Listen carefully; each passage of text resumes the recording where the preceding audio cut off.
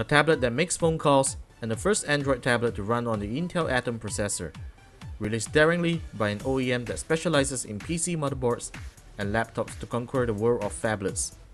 This is the Fonepad from ASUS. I'm Warren from Gadget Guy. Let's find out if the ASUS Fonepad is still a reliable phablet after a few months of its release. The Fonepad is ASUS' first ever attempt to introduce a phablet category into its product line after its pad phone and transformer tablets.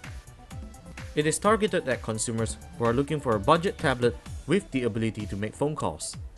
The Fonepad consists of entry-level and mid-range hardware. It has a Intel Atom Z2420 1.2 GHz single-core processor with hyper-threading technology. It has 1GB of RAM, 8GB of built-in storage expandable via microSD card. It has a 7-inch IPS LCD display at 1280 by 800 pixels. On the back, it has a 3MP autofocus main camera, and on the front, it has a 1.2MP front-facing camera for video calls. It has Wi-Fi B, G, and Bluetooth 3.0, GPS, and supports GSM and HSPA Plus bands. And inside, it is powered by a 4270 mAh battery. At first impression, the Fonepad feels like a premium product. The design of the product demonstrates premium build quality that fits a business person's image. It weighs at 340 grams and the 10.3mm thickness makes us confident in handling the Fonepad. The back of the Fonepad feels like an iPad, and you will feel yourself running your fingers on the back while holding the tablet most of the time. Thanks to the curved sides on the back, the tablet feels nice when using single-handedly. ASUS has preloaded a pretty light skin on the Fonepad, which looks like stock Android. Navigating around the interface is fine, but not perfect. Your face lags at times, however recovery of speed is pretty fast. Thanks to Intel's hyper-threading technology on the Atom processor, we are able to experience better performance compared to entry-level dual-core Android tablets. ASUS has also included a lot of apps of its own. We won't call them bloatware, as they are really useful in many ways. One of the useful ones will be Instant Dictionary. It helps translate text to your preferred language by highlighting text you see on the screen, and it's pretty accurate in many of our tests. ASUS Studio lets you arrange your photos in an iPhoto method, and App Locker allows you to lock apps that you do not want people to simply access. That's not all. ASUS also included floating widgets, which is similar to small apps found in Xperia smartphones, and we find ASUS have enabled it for many apps that we installed. We tried using them on heavy-duty tasks such as watching movies, browsing web pages, and even gaming. And we are happy to report that they work reliably. However, the system will tend to refresh the home screen as we quit both the main app and widget. Not all floating widgets work perfectly, as some of them tends to bring you to its parent app itself rather than having most of its features on the widget itself. The 7-inch IPS display of the Fonepad is decent. Though it does not have a super bright panel, screen visibility under direct sunlight is good. Colors don't look washed out, and viewing angles are also excellent. Automatic screen brightness is also adjusted very accurately.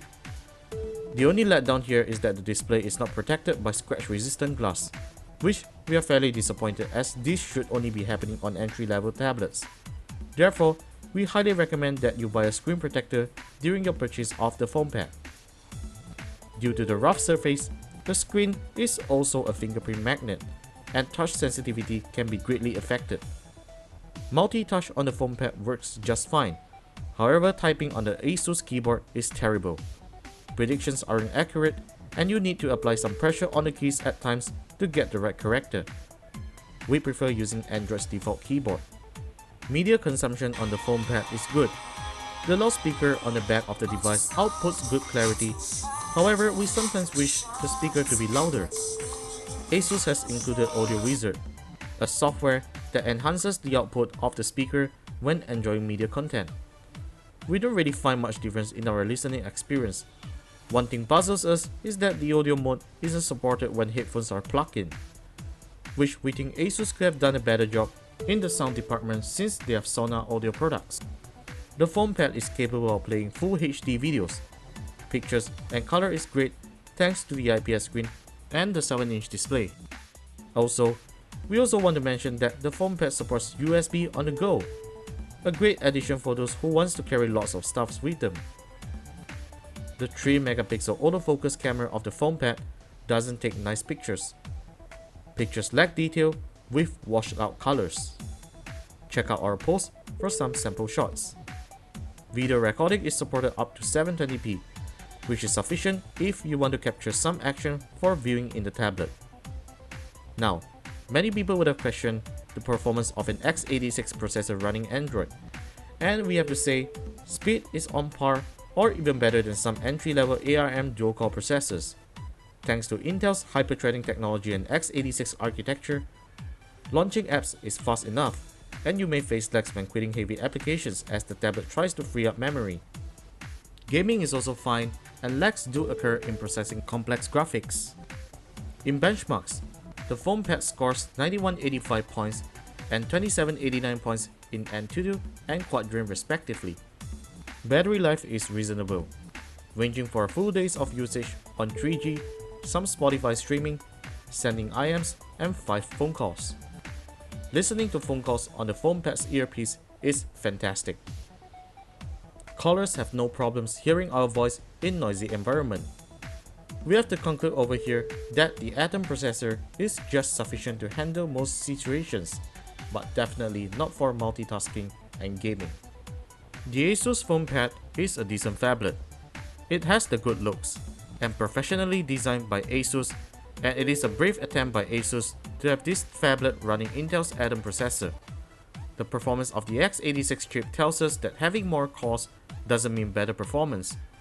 Intel certainly has some tricks up its sleeve, but they still have a long way to go before fighting competitors such as Qualcomm and Samsung. And we certainly believe it will get even better. It's a shame that the Fonepad doesn't pack a scratch-resistant screen despite its great build material, and we wish ASUS could have packed a better camera sensor on the Fonepad, given the fact that tablet photography has recently become popular. Audio quality should also be improved, given the fact they intend to promote Sonic Master technology on their devices. Furthermore, the Fonepad's mediocre 4GB of user storage is just a challenge for us to load games that require a huge amount of storage. The ASUS Fonepad is priced at 849 ringgit, a great price considering the build quality and features that you are getting out of it. We rate the ASUS Fonepad at 3.5 out of 5 stars. That's it for today, people. Thank you very much for watching this video. If you like what you saw, do give us a thumbs up and leave comments down below the video. Of course, visit us at klgadgetguide.com for more tips and tricks, editorials, and gadget reviews. Remember to follow and like us at Twitter and Facebook at klgadgetguide. We would like to thank ASUS Malaysia for loading us this review link over here, and seriously, we love to use the Fonepad, especially as a tablet. It is reliable, it is not an advertisement, and this is a user opinion. It is really reliable, even though it's running on a single Intel Atom processor. We recommend it. That's it for now, and we'll see you next time.